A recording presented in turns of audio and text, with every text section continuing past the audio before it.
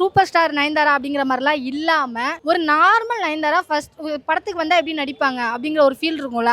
அந்த ஃபீலை வந்து இதுல நான் பார்த்தேன். டாக்ஸிக் நயன்தாராவா ஹாய் நயன்தாராவான்னு கேட்டா எனக்கு ஹாய் நயன்தாரா தான் வேணும். அதுதான் ஒரு ஒரிஜினாலிட்டி. கவின் போயிட்டு அவங்க அம்மாவை தேடும் போது ஒரு டயலாக், ஒரு பையன் ஓடி போனானா எங்கே போயிட்டான் அப்படின்னு சொல்லுவீங்க. ஆனா ஒரு பொண்ணு ஓடி போயிட்டா எவனையோ தேடி போயிட்டா, எவன் கூடயே வாழ்றா. அந்த டைலாக் மாறவே மாறாதுல அப்படிங்கிற ஒரு இதா இருக்கட்டும்.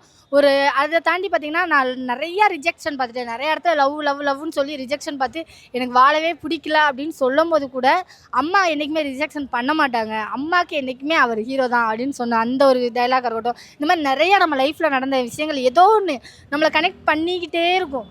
நம்ம நிறைய ஃப்ரெண்ட்ஸ் சுற்றி இருப்பாங்க. அதில் யாராவது ஒருத்தவங்க ரொம்ப ஏஜ்டாக இருப்பாங்க. ஆனால் மேரேஜ் ஆயிருக்காது. அவங்கள போட்டு நம்ம எவ்வளவோ ஓட்டியிருப்போம், எவ்வளவோ கலாய்ச்சிருப்போம்.